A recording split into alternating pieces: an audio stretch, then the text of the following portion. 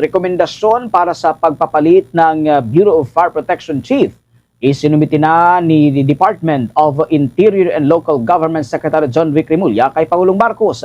Talamak na korupsyon sa ahensya, hindi pa rin nahihinto simula pa nitong 2014. May buong detalye dyan si Bombo Bea Piniza. Kinumpirma ni Department of Interior and Local Government Secretary Juanito Victor John Vic Remulla na inirekomenda na niyang palitan si Bureau of Fire Protection Chief Fire Director Jesus Fernandez matapos ang mapag-alaman na sa kabila man ng mga naging reforma ay nagpapatuloy pa rin ang talamak na korupsyon at katiwalian sa loob ng kanilang himpilan. Maliban dito, sasampahan din ng mga kaso ang mga kawani sa ilalim ni Fernandez maging ang mga miyembro ng Bids and Awards Committee ng Bureau of Fire Protection. Ani Remulla bilang ang kapangyarihan na appointing authority ay nakasalalay kay Pangulong Ferdinand Marcos Jr., kailangan muna anyang hintayin ang kasagutan ng Pangulo hinggil sa naturang rekomendasyon.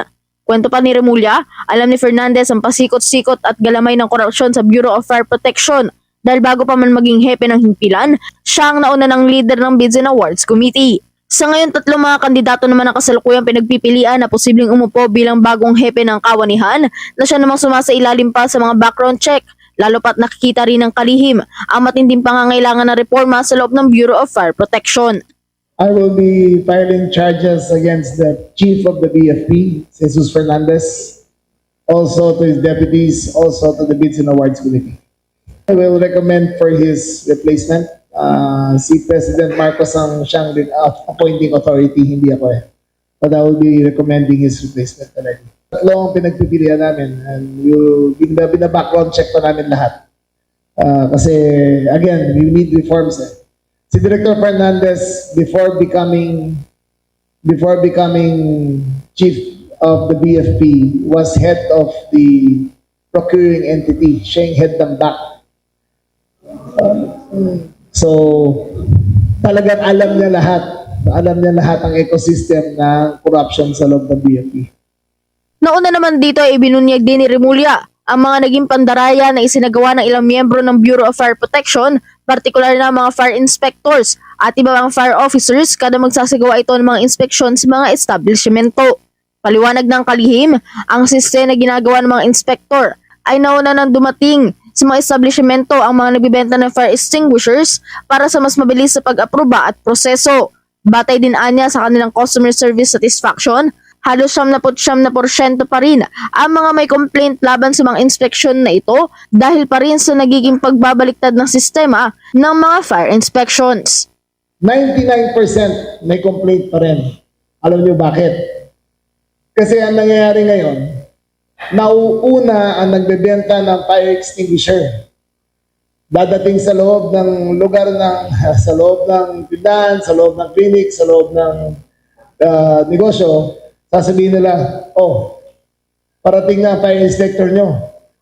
Bumili na kayo sa akin, ako na bahala, papasa na kayo kagad. 99% tried to game the system. Okay? Ganun ang ginawa nila. Ni-reverse nila ngayon. Imbes na mauuna pang fire inspector, nauna ngayon na nagbebenta ng fire extinguisher. Galing, no? Mga hayop sila. Kasunod dito, nakatakda namang sampahan ng graft at bid rigging si Fernandez at ang iba pa na tinatayang nasa higit 1,000 mga tauhan ng Bureau of Fire Protection sa ilalim ng Bids and Awards Committee at lahat ng mga nagdaang direktor ng himpilan dahil sa nagpapatuloy na katiwalian at korupsyon sa loob ng ahensya na siyang nagsimulang maging talamak simula pa nitong 2014. Ang ibang kaso naman ay matutukoy sa Lunes kapag natapos ang buong mga komprehensibong ulat mula sa Legal Department at Department of Interior and Local Government. Samantala, posible namang maging epektibo sa darating na Lunes ang magiging pagsibak sa mga opisyal at ilang fire inspectors ng Bureau of Fire Protection habang makalipas naman ng 10 araw ay maaari na rin anyang malaman kung sino ang papalit na bagong hepe sa naturang himpilan. Bid rigging ang number 1. Bid rigging, graft.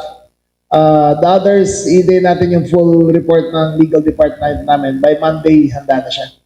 Lahat ng kasali sa Bids and Award Committee, lahat ng naging chief ng BFP ay kasama sa kaso to.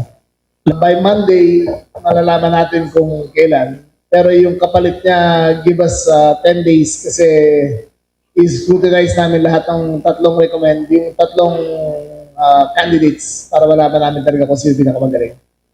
Mula dito sa Quezon City, ito si Bombo Bea Peniza. And this is Bombo Radio Philippines, the #1 and most trusted source of news and information. Basta Radio.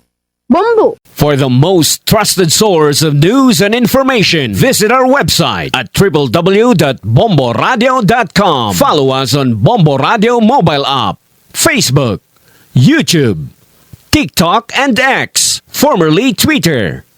Like, share, and stay connected. Anytime, anywhere.